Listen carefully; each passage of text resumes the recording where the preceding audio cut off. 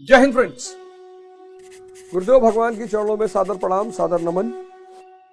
आज देश जिन परिस्थितियों से गुजर रहा है, उस परिस्थिति में भारत को अपने अतीत को देखने की बड़ी जरूरत है। अतीत को देखने की क्यों जरूरत है? महिमा मंडन करने के लिए नहीं, सीखने के लिए। अतीत की जो महिमा मंडन करते हैं, इसका मतलब उनका प्रेजेंट कमजोर है। मेरे बाबा गवर्नर थे, हम तो भैया रिक्शा चलाते हैं। अतीत का महिमा मंडन नहीं, अतीत से सीखना, यही इतिहास का महत्व भी है। और भारत भगवान का देश। बड़ा लोग परेशान होते हैं कि यार सारे भगवान भारत में ही क्यों पैदा होते हैं? भगवान पैदा कोई थोड़ी होता है, भगवान बनता है। ये फॉर्मूला भारत के पास है, द्विज का फॉर्मूला। द्विज, एक जन्म मां देती है, एक जन्म गुरु देता है।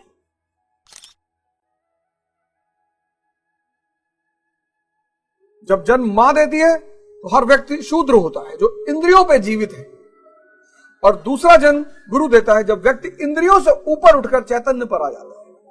एग्जाम्पल के तौर पर सिद्धार्थ बुद्ध बन गए, वर्धमान महावीर बन गए, नरेंद्र स्वामी विवेकानंद बन गए। ऐसे न जाने कितने नाम, ऐसे न जाने कितने नाम। और हर गुरु का अपना रूप, अपना अंदाज, अपनी स्टाइल। और जब मैं अपने जीवन में फंसा, सभी फंसे। आज तो बहुत हालत खराब है। कोई मुझे मैसेज कर रहा है, साहब सुसाइड करने का मन कर रहा है। कोई कह रहा है मैं पागल हो जाऊंगा। कोई कुछ, कोई धर्म का मजाक उड़ा रहा है, कोई धर्म को गाली दे रहा है। तो मैं जब जीवन में फंसा, बड़ी सारी चीजों ने उस मेरे जीवन में बड़ा अहम रोल प्ले किया। जैसे कई सारी चीजें हैं, ये सबका तो वर्णन मैं नहीं कर सकता, लेकिन दो चीजों का आज मैं वर्णन करूंगा। एक, मैंने पढ़ा कि स्वामी विवेकानंद जी यूरोप जा रहे थे, तो जहाज, पानी के जहाज से जा रहे थे। तो पानी के जहाज का जो कप्तान था, उसके पास न्यूज़पेपर था। तो उन्होंने कहा भैया न्यूज़पेपर पढ़ लूं? हाँ, बोले पढ़ लो। पढ़ा उन्होंने, और पढ़ने के बाद डॉक पे रख दिया। डॉक पे रखा तो हवा चली, तो न्यूज़पेपर उड़ के समंदर में चला गया। कप्तान तो बहुत गुस्सा हुआ कि यार तुमको न्यूज़पेपर पढ़ने के लिए दिए थे और उड़ा दिए तुम। ने कहा कि महाराज गलती, गुस्सा काहे हो रहे हैं? एक पेन और पेपर दे दीजिए, मैं पूरा न्यूज़पेपर हूबहू उतार दूंगा। बड़ा इंपैक्ट पड़ा इस कहानी का मेरे को। ऐसा होता है। और कुछ व्यक्तित्व हैं जिनको देखकर आपको लगता है कि ना, ये गलत नहीं हो सकते।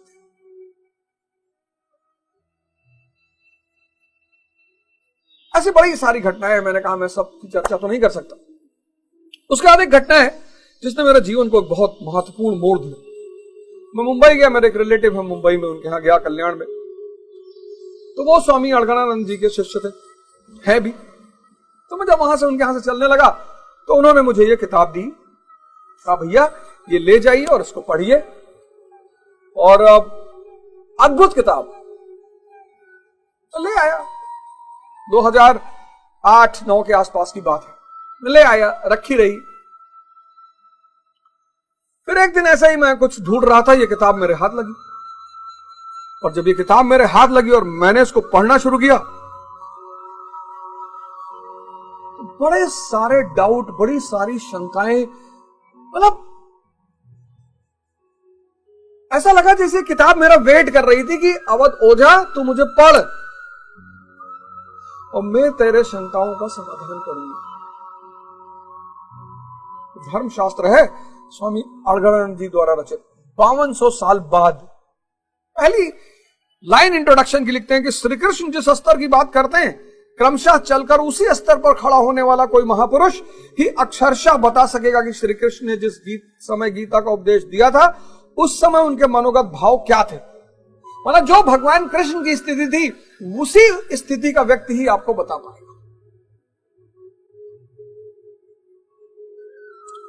पहली बात। दूसरी बात, इस ग्रंथ ने जो दूसरी जबरदस्त बात कही जिससे बड़ा प्रभावित हुआ, मैं हमेशा कहता हूं कि जिसको धर्म समझ में नहीं आया, समझ लो उसको जीवन तो कभी समझ में आएगा ही नहीं। और ईश्वर एक है।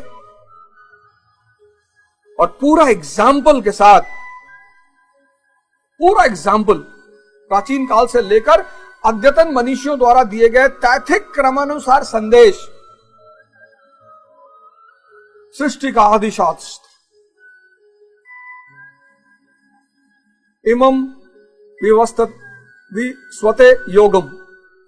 भगवान श्री कृष्ण ने कहा कि इस अविनाशी योग को मैंने आरंभ में सूर्य से कहा, सूर्य ने इसे स्वयंभू आदि मनु से कहा। अर्थात गीता ही आदि धर्म शास्त्र है जिसके अनुसार एक परमात्मा ही सत्य है, परम तत्व है, वह कण कण में व्याप्त है।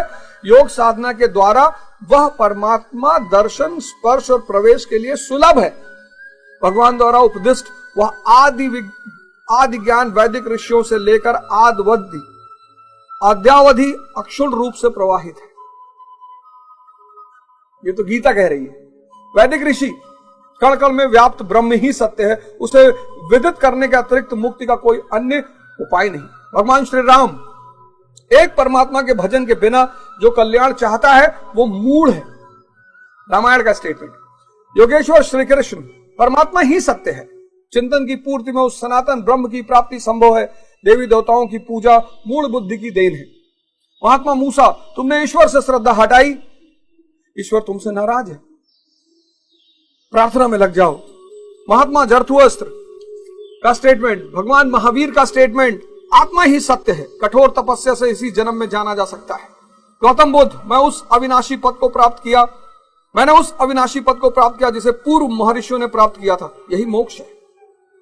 ईसा मसीह, ईश्वर प्रार्थना से प्राप्त होता है, मेरे अर्थात सदगुरु के पास आओ, इसलिए कि ईश्वर के पुत्र कहलाओगे। हजरत मोहम्मद सल्लल्लाहु अलैहि वसल्लम, ला इलाहा इल्लल्लाह मुहम्मदुर रसूलुल्लाह, जर्रे जर्रे में व्याप्त खुदा के सिवा कोई पूजनीय नहीं है। मोहम्मद अल्लाह के संदेश वाहक है। आदि गुरु शंकराचार्य, जगत मिथ्या है, इसमें सत्य है केवल हरि और उसका नाम। संत कबीर, राम नाम अति दुर्लभ और ते नहीं काम, आदि अंत और युग युग राम ही ते संग्राम। राम से संघर्ष करो, वही कल्याणकारी है। गुरु नानक, एक ओंकार सतगुरु प्रसादी, एक ओंकार ही सत्य है किंतु वह सदगुरु की कृपा का प्रसाद है। स्वामी दयानंद सरस्वती, अजर अमर अविनाशी एक परमात्मा की उपासना करें, उस ईश्वर का मुख्य नाम ओम है। स्वामी श्री परमानंद जी, जब भगवान जब कृपा करते हैं तो शत्रु मित्र हो जाते हैं, विपत्ति संपत्ति हो जाती है और भगवान सर्वत्र से देखते हैं। क्या बात है, क्या बात है। इंग्लिश में भी है। जो मित्र हमारे इसे इंग्लिश में पढ़ना चाहें वो इंग्लिश में भी है। ये इंग्लिश हिंदी दोनों में। अब मैंने क्या सोचा, सौभाग्य से जब मैं इससे पढ़ना शुरू किया और मेरे शंका समाधान होने लगा, और मैं उसका वर्णन नहीं कर सकता क्या क्या होने लगा। इसी संदर्भ में हमारे एक मित्र हैं सिद्धार्थ सिंह जी, बनारस से, मेडिकल टाइकून है, मेडिकल का बिजनेस है उनका। उनसे मुलाकात हुई हमारी और वो माध्यम बने, गुरु भाई बने हमारे, और हमें लेकर पहुंचे आश्रम, बरचर आश्रम, जहां साक्षात भगवान स्वामी अलगानंद महाराज जी के दर्शन हुए।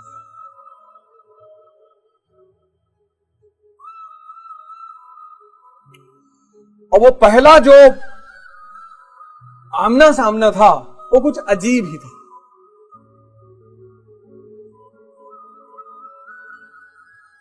मेरी बात तो उनसे नहीं हुई, लेकिन उन्होंने मुझे आदेश दिया। जब मैं चलने लगा तो मेरी गाड़ी में गीता रखवा दी गई, और बरचर में मैं था, बरचर में पहली विजिट बरचर में। स्वर्ग जैसा आश्रम, स्वर्ग जैसा, जाना चाहिए आदमी। फिर इसी सब संदर्भ में मैं गुरु महाराज के दर्शन करने यदा कदा जाता था। फिर एक दिन मैं मिर्जापुर पहुंचा, शक्तेशगढ़, और गुरु महाराज ने कहा कि जाओ, आज से तुम्हारा नाम गीता स्वामी।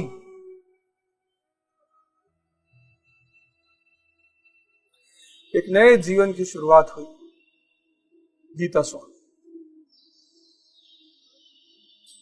इसके एक एक श्लोक को पढ़ना, उस पर मनन करना, उसको अध्ययन करना।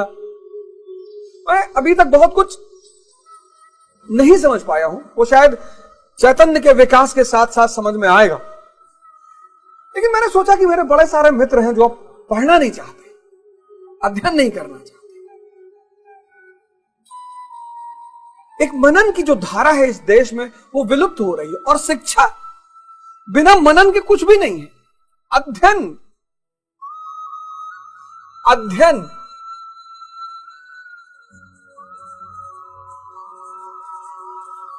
अध्ययन बिना मनन के कुछ भी नहीं है।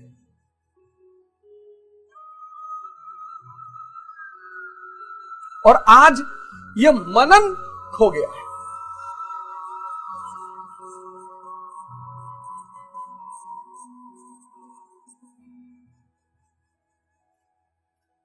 अभी गीता स्वामी नाम उन्होंने 1 साल पहले दिया मुझे छत्तीसगढ़ में, तो अब मैं इतनी जुर्रत तो कर नहीं सकता कि मैं उस पर प्रवचन करूं, इतनी सामर्थ्य मेरे में नहीं है, इतनी शक्ति मेरे में नहीं है।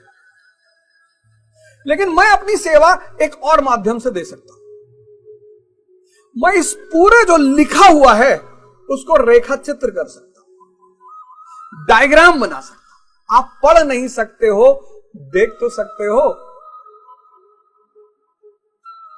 और जब देख के समझने लगोगे तो पढ़ने में मजा आने लगेगा।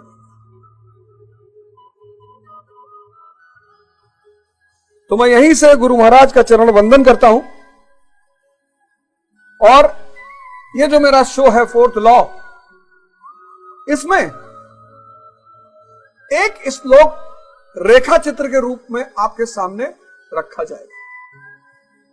पहला श्लोक, यहीं से मैं शुरुआत करता हूं, यहीं से गुरु महाराज के चरणों में वंदन करता हूं, उनसे आशीर्वाद लेता हूं कि गुरु महाराज मुझे आशीर्वाद दें कि मैं इनके चित्र बना सकूं। मैं एक बार फिर से कह रहा हूं, मैं इस पे प्रवचन नहीं कर सकता, इतना अधिकार मेरे पास नहीं है और ना इतनी क्षमता अभी मेरे पास है। सिर्फ डायग्राम बनाना, रेखा चित्र बनाना हर श्लोक, कि आप उस डायग्राम को देखो और कनेक्ट करो और मनन करो। और जहां डाउट हो, जहां संदेह हो, वहां गुरु महाराज या गुरु महाराज के अलावा जो हमारे और संत हैं वहां पे, उनसे आप संपर्क करके फिर उनसे पूछिए कि इसका मतलब क्या है। ऐसा होने से शायद ये जो आज समस्या, संकट, चुनौती, डिप्रेशन, इसको कुछ हद तक संभाला जा सकता है। धर्म रहस्य है। बहुत सारे विद्वान कहते भाई मैं एग्नोस्टिक हूं। धर्म रहस्य है। क्यों रहस्य? इसको कहा नहीं जा सकता। गुरु नानक देव जी ने कहा है, मरने की गति कही न जाए और कहे जो पाछे पछताए। ये गुरु नानक देव जी के स्टेटमेंट है कि आत्म अनुभूति की गति कहीं नहीं जा सकती, तो जो कहता है वो पछताता है। धर्म रहस्य है, रहस्य। इस रहस्य को कोई गुरु ही खोल सकता है। इसीलिए हिंदुस्तान ने गुरु की परंपरा पर बहुत जोर दिया। आज लोग कह रहे हैं रामचरितमानस में ये लिखा है, रामायण में ये लिखा है, 10 हाथ नहीं होने चाहिए, 10 सर नहीं होने चाहिए। मुझे पता है, एहसास है मुझे कि आप किस संदर्भ में इन बातों को कह रहे हैं, लेकिन कोई बात नहीं, उस पर मुझे जाना ही नहीं है। लेकिन मैं चाहता हूं कि इस यथार्थ गीता को लोग पढ़ना शुरू करें, तो जैसे मुझे रास्ता मिला, मुझे जीवन मिला, मुझे उन्नति मिली, मुझे शांति मिली, वो शायद गुरु महाराज की कृपा से आपको भी मिले। तो पहला श्लोक, धृतराष्ट्र उवाच। मेरी संस्कृत बहुत अच्छी नहीं है, फिर भी मैं पूरी कोशिश करूंगा कि कहीं भाषात्मक त्रुटि न होने पाए। अगर होती है तो मुझे क्षमा करिए। धर्म क्षेत्रे कुरुक्षेत्रे संवेविता युयुत्सव मामका पांडवश्चैव किम कुर्वत संजय। बड़ा प्यारा सा धर्म क्षेत्र कुरुक्षेत्र।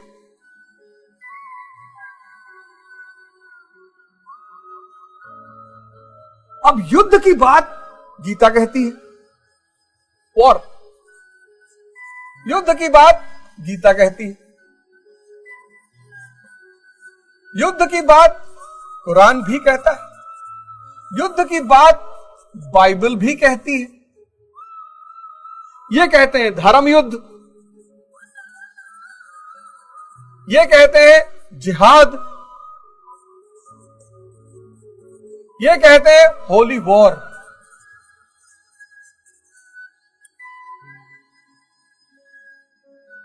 कौन सा युद्ध? पुरातत्ववादियों ने, आर्कियोलॉजिस्टों ने पुराने कुरुक्षेत्र की खोज कर रहे हैं, लेकिन गुरु महाराज ने इसमें लिखा है कि पुराने कुरुक्षेत्र को खोजने की कोई जरूरत नहीं, क्योंकि भगवान कृष्ण गीता में स्वयं कहते हैं, स्वयं। प्रश्न नंबर 2 डार्क ब्लैक में लिखा है, इदम शरीरम कौन्ते क्षेत्र मित्यभिधीयते। अर्जुन, यह शरीर ही क्षेत्र है। क्षेत्र क्या है? शरीर। भगवान कृष्ण कह रहे हैं कि यह शरीर, श्री कृष्ण कह रहे हैं कि यह शरीर ही क्षेत्र है। अर्जुन, यह शरीर ही क्षेत्र है और जो इसको जानता है इसको पार पा लेता है, वो क्षेत्रज्ञ है। जो जान जाए इसे वो क्षेत्रज्ञ।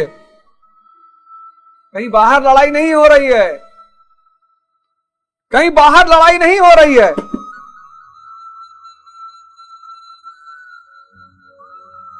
कहीं बाहर लड़ाई नहीं हो रही है, यह शरीर ही क्षेत्र है। और इसमें धृतराष्ट्र कौन है? अज्ञान, इग्नोरेंस।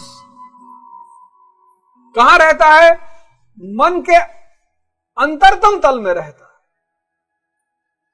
मन के पर्दा है ये। कहते हैं ना कि भैया इनके आंखें पर्दा पड़ा है। धृतराष्ट्र अज्ञान, ये मन के अंतरतम तल में रहता है। इस अज्ञान का बेटा है धृतराष्ट्र का दुर्योधन। यह है मोह, जो मैं को मजबूत करता है। मैं अवधोझा, मैं अवधोझा सांसद, मैं अवधोझा 50 लाख करोड़ का मालिक, मैं मोगैम्बो, तुम कुछ नहीं हो।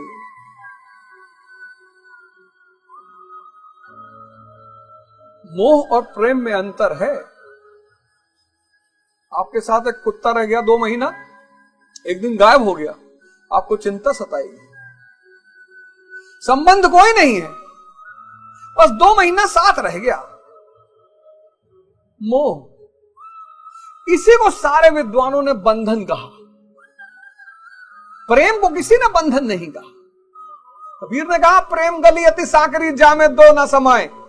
प्रेम में तो दूसरा हो ही नहीं सकता, मोह में दूसरा होगा। मेरा घर, मेरी पत्नी, मेरी संपत्ति, मेरा बवाल, मैं। ये मोह से, मोह जो है मैं को मजबूत करता है दुर्योधन। और ये बेटा किसका है? अज्ञानता का।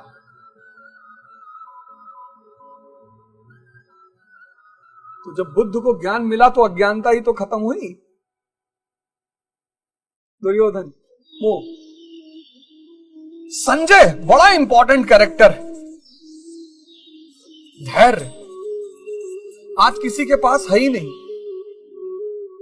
इस्लाम, बाइबल, कुरान आदि ग्रंथ सब धैर्य बड़ी महत्व देते हैं इसको।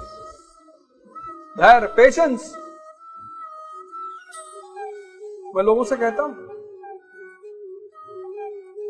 कि 40 घंटा बैठ के मूवी देखी जा सकती है, 40 घंटा बैठ के नाच देखा जा सकता है, 40 घंटा बैठ के परपंच किया जा सकता है, 40 घंटा बैठ के ताश खेला जा सकता है और न जाने क्या क्या, लेकिन आधा घंटा आंख बंद करके ध्यान करना बहुत बड़ी चुनौती है। और आपका मन पावर सेंटर, सारा काम उसी से होता है। आज मैं युवाओं को देखता हूं इतने इम्पेशेंट है। सर मुझे आईएएस बनना है एक ही अटेम्प्ट में। तू आधे अटेम्प्ट में बन जा। अरे भैया, हर चीज का समय है, time and distance. First attempt में तो बना जा सकता है, एक साल में भी बना जा सकता है अगर आपका बेस बहुत अच्छा है तो।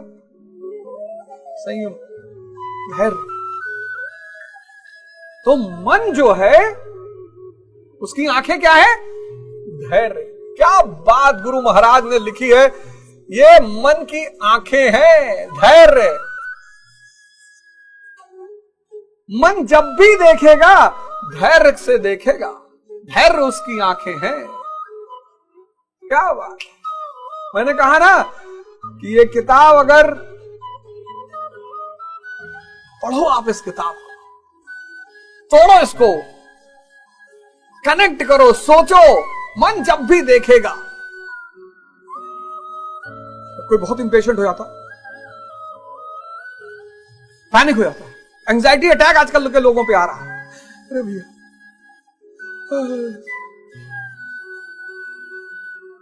कामी, क्रोधी, लालची, इनसे भक्ति ना हो। मैं नहीं बोल रहा हूं, ये देखिए, इस प्रकार अज्ञान से आच्छादित प्रत्येक मन संयम के द्वारा जानता है कि क्षेत्र क्षेत्रक युद्ध के युद्ध में क्या हुआ। संयम के द्वारा, धैर्य के द्वारा। अब जैसा जिसके संयम का उत्थान है, वैसे वैसे उसकी दृष्टि आती जाएगी। पेज नंबर 2 लास्ट लाइन है। जैसे जैसे धैर्य बढ़ेगा, जैसे जैसे धैर्य बढ़ेगा, क्योंकि धैर्य क्या है? आंखें किसका? मन का। वैसे वैसे गुरु महाराज कहते हैं कि दृष्टि भी बढ़ेगी।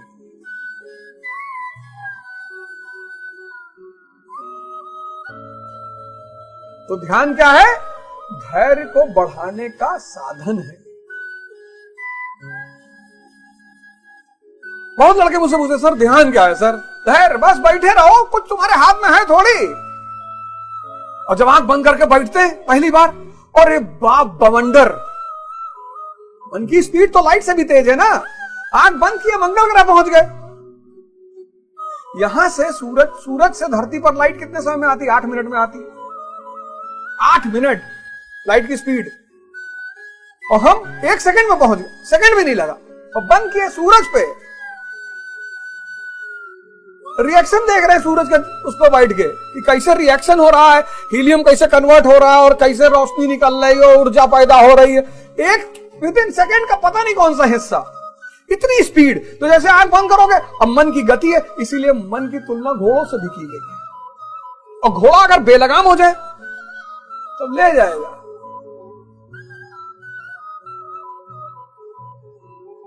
ले जाएगा और मार डालेगा। तो गुरु महाराज कहते हैं कि धैर्य को बढ़ाने का ध्यान क्या है? धैर्य को बढ़ाने का माध्यम। और जैसे जैसे धैर्य बढ़ेगा, वैसे वैसे दृष्टि बढ़ेगी।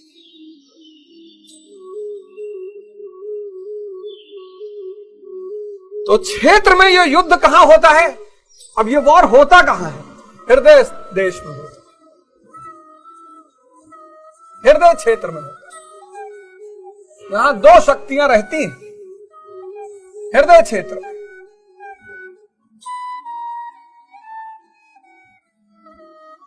दैवीय संपत्ति,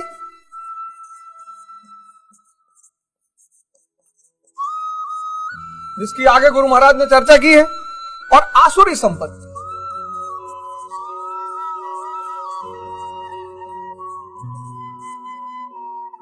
दैवीय संपत्ति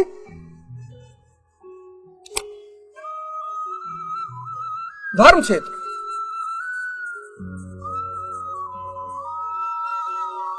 और आसुरी संपत्ति कुरुक्षेत्र।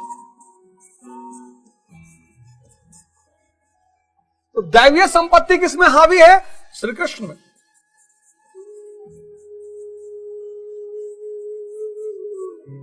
और आसुरी संपत्ति किसमें हावी है? दुर्योधन में। अब श्री दुर्योधन नहीं लिख सकते और ना आप बुरा मानेंगे। आप में से कोई मुझसे नहीं कहेगा ट्रोल करके कि श्री दुर्योधन नहीं किया, हिंदुओं की भावना को ठेस पहुंचा दी। श्री दुर्योधन लिखना चाहिए। ह्यूमनिज्म का समय चल रहा है, मानवतावाद का समय चल रहा है। बुरा है तो क्या हुआ, मानो तो है भैया। ये सब प्रतीक है बाबूजी।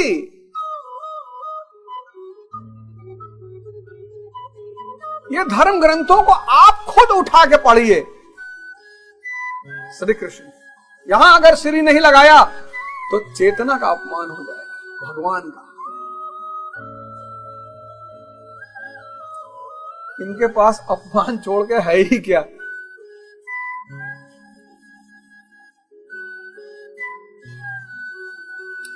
फिर आगे गुरु महाराज कहते हैं कि कुरु जो शब्द है, कुरु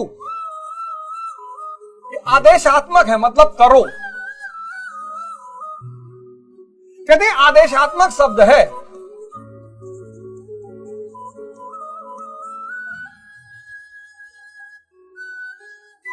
और हर व्यक्ति प्रकृति और उसके गुणों के अधीन है। कौन से गुण? सत्व, रज और तम।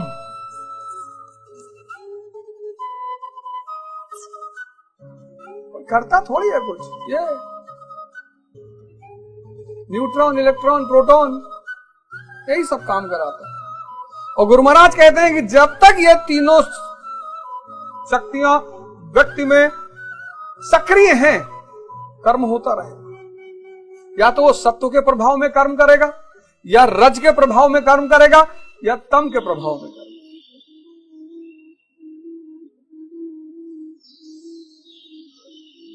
तो तीन ये, और फिर मन, बुद्धि, अहंकार।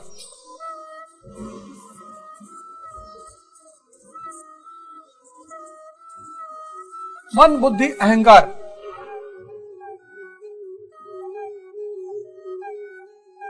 मन सबके पास है, बुद्धि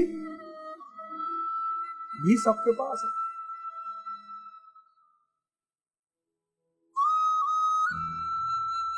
पर बुद्धि कुबुद्धि अपनी ही भाभी की साड़ी उतरवा रहा दुर्योधन भरी सभा में। अरे तेरी दुश्मनी भीम से है, लड़ जा गदा युद्ध वहीं पे, मल्ल युद्ध कर ले, पटक भीम को। स्त्री तो नगन करोगे, किसी की भी हो।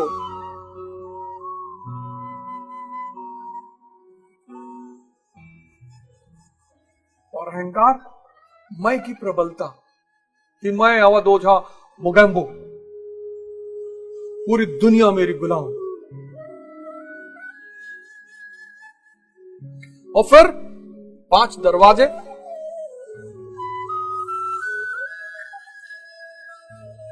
क्षेत्र विस्तार, रूप,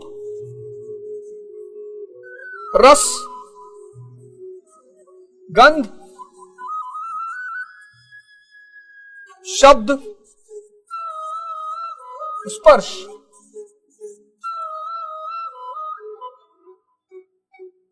क्षेत्र विस्तार,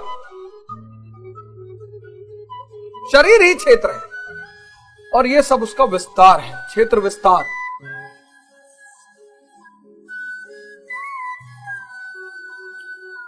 क्षेत्र विस्तार।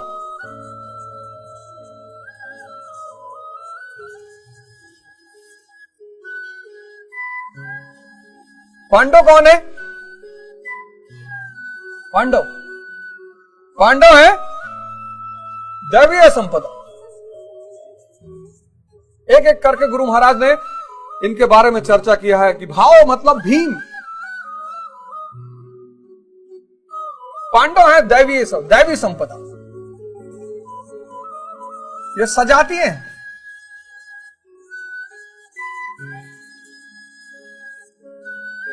और कौरव है असुर संपदा।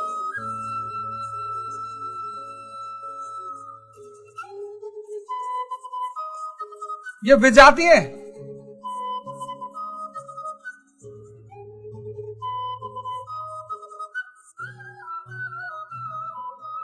ये क्षेत्र का विस्तार है, शरीर का विस्तार है, प्रकृति के अधीन है व्यक्ति। सत्व रज तम,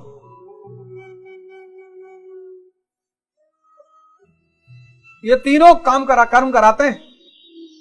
फिर मन बुद्धि अहंकार, ये कर्म को डिवाइड करते हैं। और फिर रूप रस गंध शब्द स्पर्श,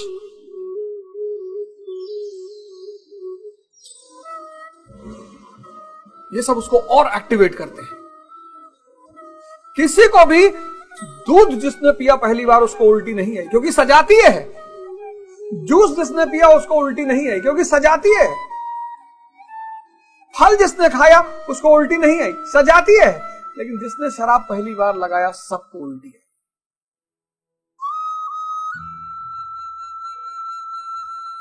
उनको जागना है। वैसे बेहोश हो, पैदा हुए ही बेहोश, उसी में बाहर से बेहोशी की दवा ले रहे हो। जिसने भी पहली बार तंबाकू खाया, मैं तो अपने अनुभव में बोल रहा हूं ना, मुझे तो किसी से पूछने की जरूरत ही नहीं है। जिसने पहली बार सिगरेट पी और 2 मिनट खांसा, फिर किसी ने कहा यूपी का आदमी बाहुबली, वो कैसे खांस सकता है, पूरी खींच लेगा। खैनी खाए तो किसी ने कहा भैया ये बुद्धिवर्धक चूर्ण है। बाद में पता चला कि रिक्शा वाला तो डेली खा रहा, उसका काहे नहीं बुद्धि बढ़ रहा है। जितने भी जातीय गुण हैं वो आपको परेशान करेंगे। पहले स्टेप शरीर मना करते हैं।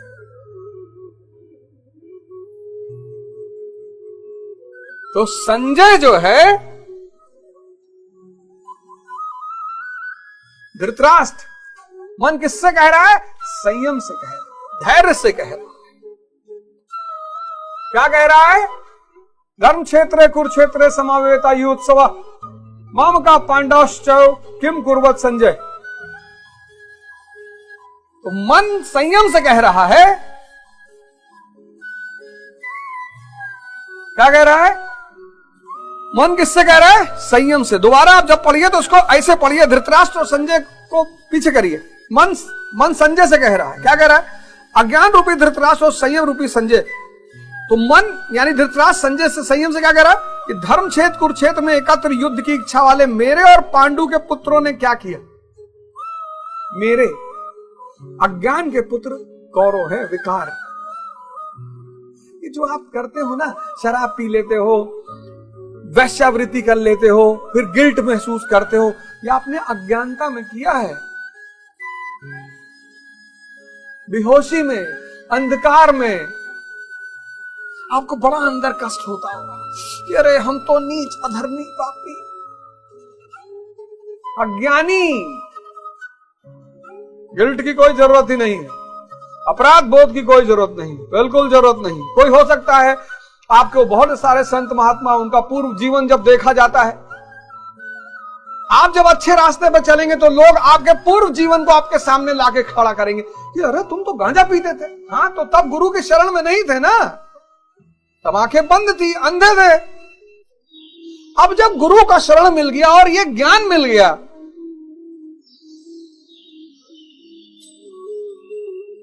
इसीलिए गुरु का संबंध प्रकाश से माना जाता है। क्योंकि अज्ञानता क्या पैदा करेगा? अंधेरा। उस अंधेरे को कौन दूर करेगा? गुरु भगवान। और यहीं पर पहला श्लोक खत्म होता है। आशा करता हूं ये रेखा चित्र आपको बहुत आसानी देंगे चीजों को समझने में। अगर मुझसे कोई त्रुटि हुई हो या गलती हुई हो तो मुझे क्षमा करें। और ये एपिसोड जो है उसमें अगला जो हमारा क्रम है वो है माइंड, ब्रेन। थोड़ा सा मैं ब्रेन की चर्चा करूंगा विज्ञान के आधार पर, फिर मैं चर्चा करूंगा माइंड पे। माइंड पे बताऊंगा, इसके फीचर्स आपको बताऊंगा, कैसे कैसे खेलता है, कैसे कैसे परेशान करता है लोगों, क्या रायता फैलाता है। इसलिए दुनिया में शांति के लिए एक शब्द है अमन। जहां मन न हो वह शांति वहीं होगी। इसलिए दुनिया में शांति के लिए एक बहुत प्यारा शब्द है अमन। फिर मैं आपको इस मन पे कबीर से लेकर इमाइल कुए, फ्रेंच साइकोलॉजिस्ट है,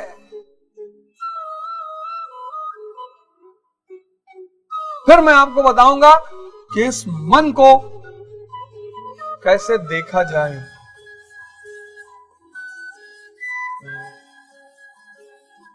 जॉन इलिया साहब कहते हैं कि कोई बोलने से थोड़ी बदला है, एक हादसा चाहिए जिंदगी को समझने, बदलने के लिए। क्या जरूरत है, क्या जरूरत है सबके जिंदगी में हादसा हो? हालांकि बात वो सही कहते हैं, एक हादसा चाहिए जिंदगी को बदलने के। मोहम्मद शमी है उसमें से एक, लेकिन क्या जरूरत है? मुझे नहीं लगता कोई जरूरत है इसकी।